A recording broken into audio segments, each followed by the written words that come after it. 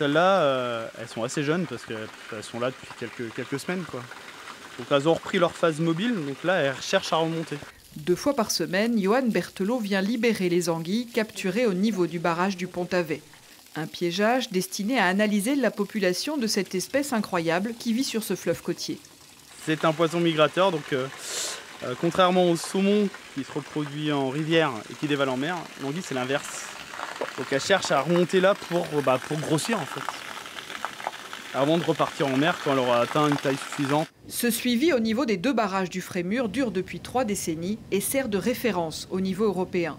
Les anguilles sont mesurées, pesées, avant d'être remises à l'eau un peu plus haut, au-delà des barrages, pour assurer la continuité écologique.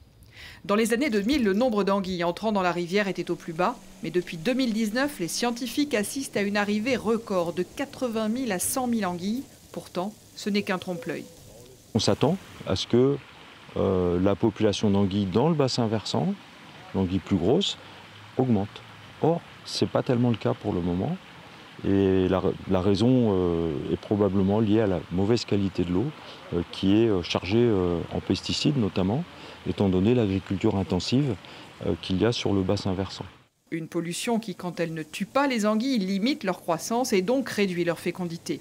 La santé des anguilles sert donc de marqueur pour la qualité des eaux, une problématique essentielle pour le syndicat chargé de potabiliser cette ressource.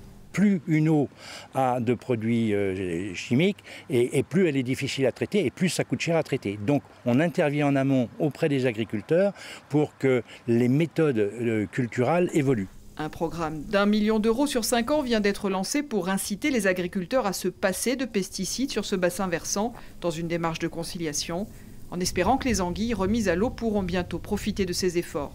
Au travers l'anguille, qui est une espèce parapluie, c'est-à-dire quand on s'intéresse à l'anguille et quand on fait des actions pour l'environnement, enfin pour qu'elle soit en bonne santé, eh bien ça rejaillit sur tout l'écosystème et jusqu'à la santé humaine. En espérant que les actions menées ici sur le Frémur fassent école au-delà des frontières bretonnes.